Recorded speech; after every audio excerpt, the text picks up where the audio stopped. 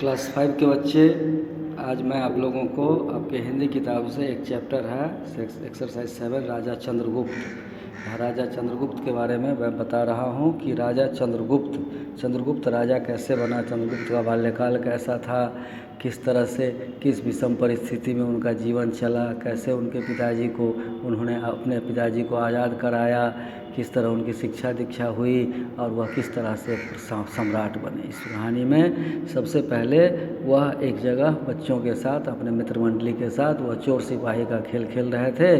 एक जगह वह उसमें राजा की भूमिका कर रहा था। अचानक उसी समय वहाँ के उसके आसपास से विद्वान चाणक्य गुजर रहे थे। सभी बच्चों के इस क्रियाकलाप को देख करके उन्हें थोड़ा सा हतप्रभ हुए, अचंभित हुए कि इस तरह का बच्चा हमारे यहाँ पर क्या कर रहा है। तो वह बैठ कर के देखने लगे। उन सबों की खेल को देखते हुए उसमें राजा के अभिनय में जो बच्चा था, इसकी प्रतिभा को देख करके वह उसके प्रति आकृष्ट हुए और उन्होंने पता लगाया कि यह बच्चा कौन है। जब उन्हें पता लग गया तो वह चाणक्य उसी जगह चंद्रगुप्त के माँ से मिलने के लिए जाता है। वह उसकी माँ से कहता है कि आपका बेटा जो है अद्भुत क्षमता है, इसमें विलक्षण प्रतिभा का मालिक है, इसे आप राजा के दरबार में क्यों नहीं ले जाते। आप अच्छा होगा कि इसे राजा के दरबार में ले जाइए।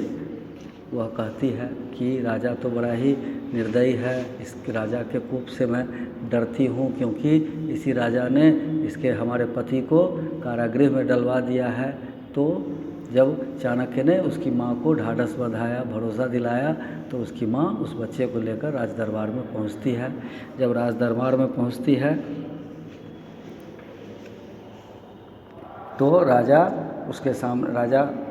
उसके सामने में एक प्रश्न रखते हैं, एक ऐसी स्थिति उत्पन्न करते हैं, उसके साथ एक प्रश्न रखते हैं। एक शेर को एक पिंजरे में डाल करके लाया जाता है और उस बालक के चतुराई का, बुद्धिमत्ता का पता लगाने के लिए उसके सामने यह नाटक किया जाता है और उसे कहा जाता है कि बिना पिंजरा खोले इसमें से इस शेर को कैसे बाहर निकालोगे।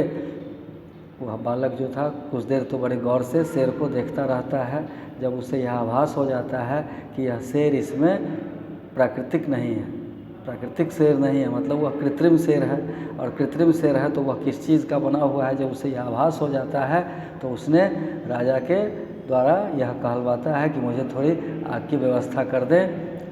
वह उस पिंजरे के नीचे आग को जलाता है, जिस कारण से उसमें जो रखे हुए शेर होते हैं मोम के, वह गल के बाहर निकल जाते हैं। इस तरह से राजा उसकी बुद्धि से परिचित होता है और उसकी बुद्धिमानी से राजा बहुत खुश होता है और तब उसे कहता है कि चलो तुम एक वर मांगो कि तुम्हें क्या चाहिए। वह कहता है कि मेरे पिताजी आपके यहाँ कैदगृह में है, कारागार में है, मेरे पिताजी को आप आज आज़ाद कर दीजिए, बस इतना ही कहा जाता है। तो राजा ने कहा ठीक है, मैं तुम्हें उनको आज़ाद करवा देता है और राजा नंद प्रसन्न होकर तुम्हारे पिताजी को मुक्त किया जाता है और तुम बुद्धिमान हो इसलिए तुम्हारे पढ़ाई की व्यवस्था राज्य के द्वारा कराई जाती है। यह सुनकर माँ गदगद हो जाती है। आगे चलकर यही वीर बालक सम्राट चंद्रगुप्त बनता है आगे चल कर के। और अब देखिए इसी चैप्टर के क्वेश्चन आंसर को भी मैं यहाँ देखिए, यह क्वेश्चन आंसर है